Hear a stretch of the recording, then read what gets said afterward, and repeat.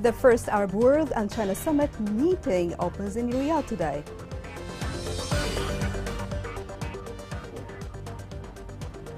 Malnutrition continues to plague Yemeni children nationwide.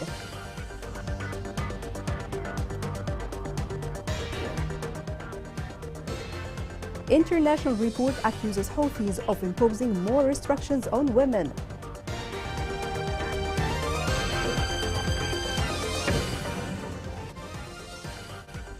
Welcome to Yemen Today TV. I'm Abir Ali and you're watching the English news.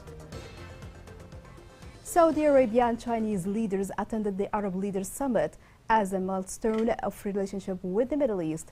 The Chinese leader gathered with the 6 Gulf Cooperation Council countries and the broader 22 members League of Arab States.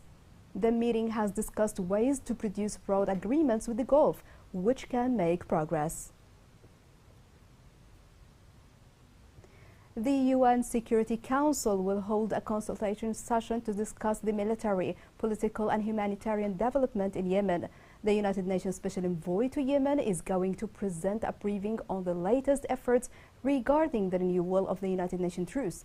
A representative of the Office of the Coordination of Humanitarian Affairs is expected to brief the Council on the deteriorating humanitarian situation in Yemen.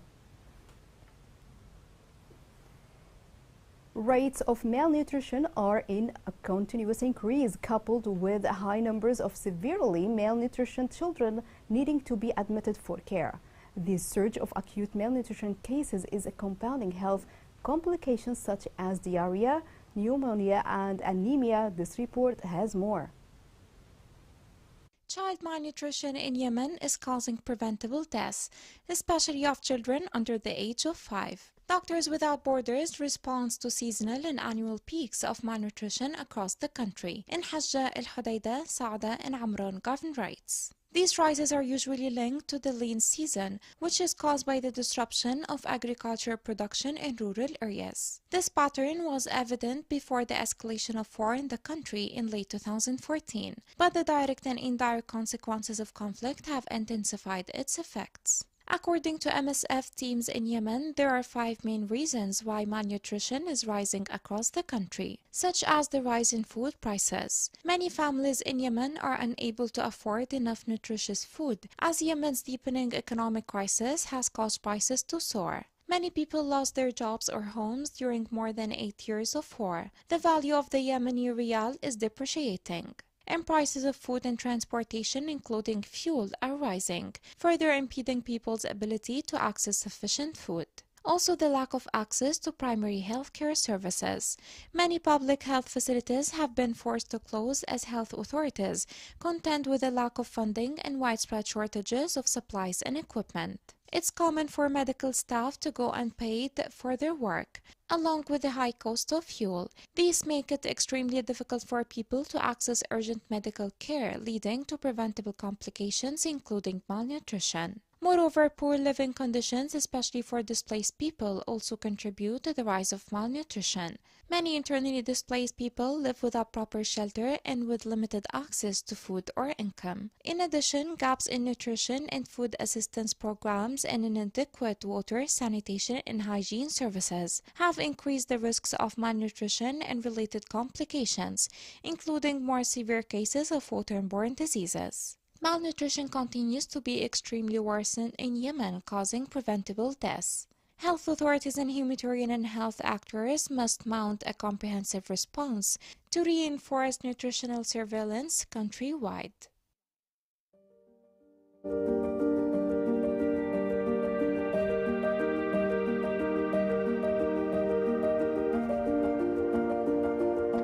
نزحنا لهنا بسبب المشاكل، بسبب الحرب، بسبب الخوف. بلادنا ما فيش أمان، كله خوف ومشاكل، لا معاشات لا كروتات لا أي حاجة. على ونزحنا نتنقل ما عندنا حاجة.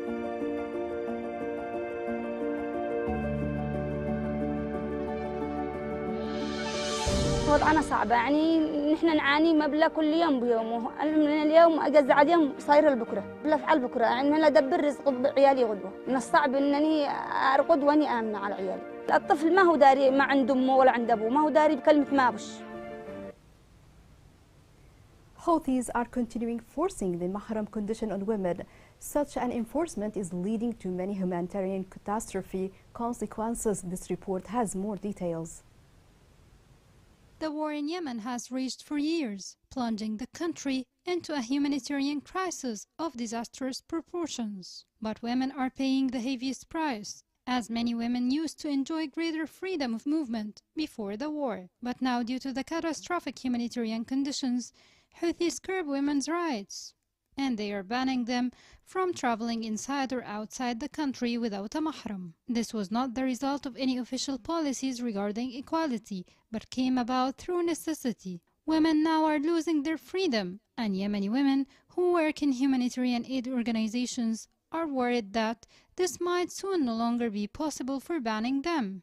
The Houthis are enforcing mahram requirements, which is a guardianship system under which women must be accompanied by male relatives when they travel. The ruling has enormous consequences for the women, as the Houthi decree also requires permission from the authorities for every trip, whether for business or pleasure. The new directive creates huge problems for many Yemeni women. According to human rights reports, women's freedom to travel has been increasingly restricted by the Houthis for more than a year based on various gender segregation requirements. The problems are aggravated by the fact that male companions need to verify their identity to determine the legality of their guardianship. The process can take several hours at certain checkpoints and can also involve annoyance for the male companions. The new requirement goes against the Constitution, current laws, and international agreements on the protection of women's rights, including the right to freedom of movement, in a world full of transportation and communication options. Such decrees no longer make sense. An explosive device exploded at the home of Director General of Political Security in Adala Governorate. According to sources, the explosion was caused by an explosive device that caused by burning of 2 cars without any human casualties. Landmines have been planted across Yemen since the civil war began in 2014. Houthi rebels have widely used landmines and explosive devices to attack civilians and bombard their properties. This report has more. Yemen is in the grips of a bloody civil war that has pitted Iranian allied Houthi rebels against a Saudi-led coalition that backs the internationally recognized Yemeni government. The United Nations said that landmines and other unexploded ordnance caused 159 casualties in a rebel-held city in Yemen in the past 6 months. The UN did not disclose how many of the 159 incidents were fatal. The director of the UN's Mine Action Service said over 50% of the casualties in the port city of Hodeidah were women and children and called for the acceleration of the mining across Yemen. Saudi-backed forces withdrew from the port of Hodeidah in 2021. The Houthi-controlled strategic city is one of the most heavily mined in Yemen. The figure refers to casualties caused by landmines and explosive remnants of war, a term that includes shells, grenades, and other deadly devices left behind by a conflict. According to the US-based Armed Conflict Location and Event Data Project, Houthi landmines killed at least 122 people between 2016 and 2018. Due to the difficulty of obtaining accurate estimates, these figures are likely to make up a fraction of all mine detonations involving civilians in Yemen. Thousands of civilian deaths have also been blamed on Saudi-led airstrikes, which have hit markets, health facilities, and weddings during Yemen's 8-year conflict. The war has killed over 150,000 since 2014, including over 14,500 civilians. On Tuesday, a UN convoy con was struck by landmines on the northern outskirts of Hodeidah. However, no one was hurt in the incident. Landmines have been planted across Yemen since the 1960s. However, there has been a surge in the use of explosive devices since the civil war began in 2014. Houthi rebels have widely used landmines against civilians and properties. الحديث عن الألغام ما قامت به الميليشيا من زراعة الألغام وسلاح الغدر. قامت بزراعة آلاف أو مئات الآلاف من الألغام الفردية والعبوات الناس في المزارع، في الشعاب، في الطرقات، بحيث أصبح المواطن محاصر لا يستطيع أن يذهب إلى مزرعته، لا يستطيع أن يرعى المواشي، هناك لها ضحايا، منهم من استشهد، منهم من أصبح معاق بسبب هذه الألغام التي زرعوها في كل مكان، وهي سلاح غدر. ونحن جزء بسيط من اليمن الذي يعاني منها بالكامل في كل مكان. لم يأتوا إلى مكان إلا وزرعوه بهذه الأسلحة الفتاكة أو سلاح الغدر الذي لا يعلم به أحد إلا عندما ينفجر به. Coming next in the news.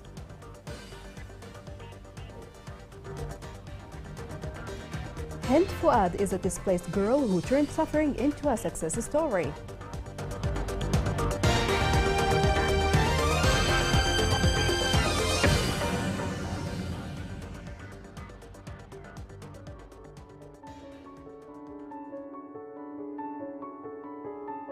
ناس ندي ماء من الغيل والغيلة ذا بعيد، كنا ندي بالدواب نعبي ماء وترجعنا. ننزل الساعة 5 رجعنا الساعة 9. ما يجي لنا ظهر لأنه زحمة ما حد يخلي الجهل يغرق، وإحنا تعبنا زيادة. وكنت أحس صدري يوجعني وعز قلبك ركبي يوجعيني. كنا ما نستخدم حتى مقص أولادنا إلا يعني بأيام معدودة. كنت أغيب على المدرسة لأن كنت أروح الديمة. حتى وإن كان يجي الأمطار تروح هدر لأنه ما في معي خزانة. الوقت نشتري ب30,000 هي معها استهلاك ما يغلقش معها الشهر. بس راح تطلب الله ولا أي حاجة، عاملة كل شغلك على الماء. Welcome back.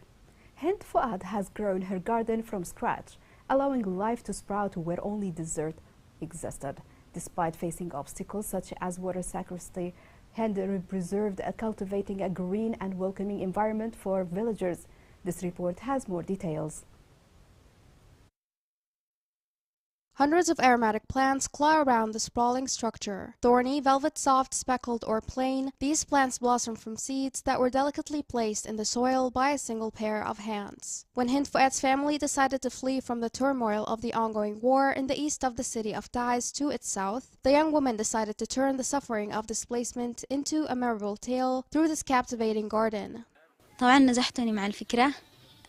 كانت ببالي بس بتعز ما كانش في وقت. I have had this idea for a long time. However, I didn't have time to put it into action since I was teaching in Taiz. When I was displaced to this village, I had the opportunity to begin nurturing my own garden, and I began experimenting with lilies and other velvet flowers. I could only plant vegetables whose seeds I had at home. I started expanding bit by bit until my garden was well established.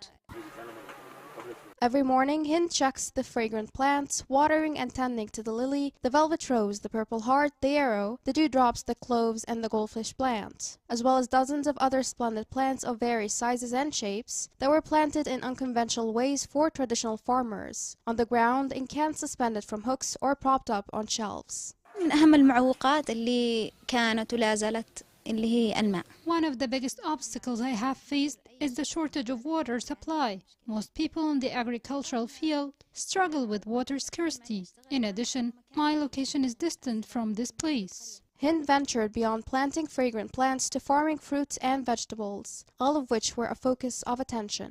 Her endeavor is a passion, an investment, and the success story of a displaced individual who converted a desolate site into a green oasis. Human Rights Watch called on the United Nations to establish an investigation mechanism into possible violations and war crimes against migrants in Yemen. The organization said that there are serious allegations that some migrants and asylum seekers in Yemen have been subjected to serious violations. Yemen participated in the 13th International Conference of Public Debt Management in Geneva.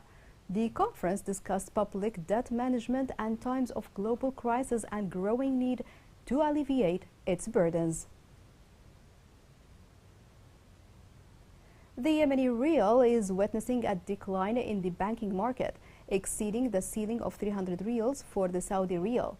This comes at a time when the Central Bank of Yemen is in its 47th auction the price of the dollar at 1,145 riyals, which close to the price of the parallel banking market. Hadramaut Governorate is witnessing a local and international efforts to cultivate wheat with the aim of enhancing food security in Yemen. A team from the World Food Organization and the Dutch Embassy visited Mukalla to discuss the project, which aims to rehabilitate agricultural lands and focus on growing wheat through modern technologies. The team discussed how exploit water, implementing diversion rate channels, and involve the private sector and the local community in wheat production. Houthi leaders have finally released the detained journalist Yunus Abdussalam. After over years of arbitrary detention during that year, Yunus was held in solitary confinement, had his medical needs unmet, and denied outside communication. This report has more details.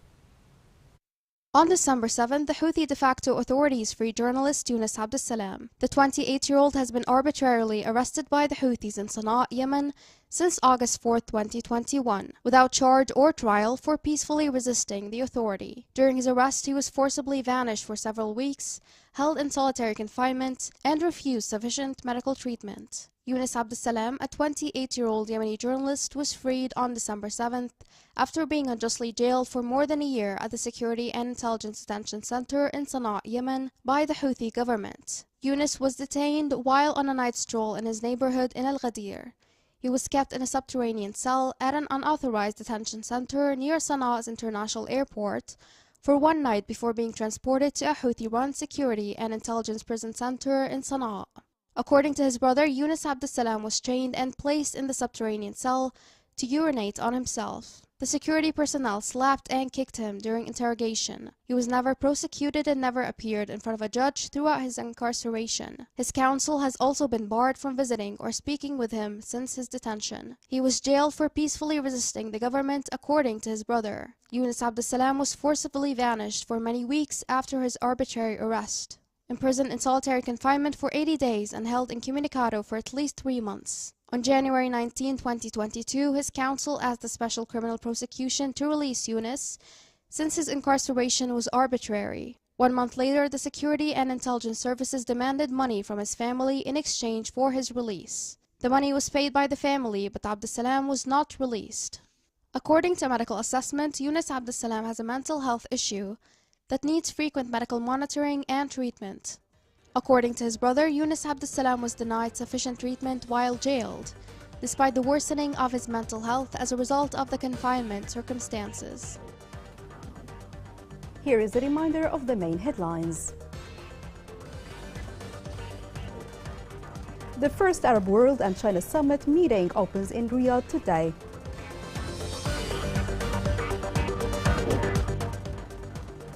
Malnutrition continues to plague Yemeni children nationwide.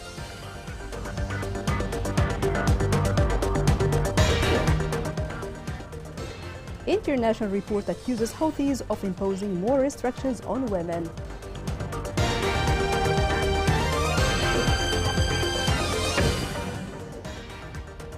This is the end of the news. It was Abir Ali, and thank you for watching.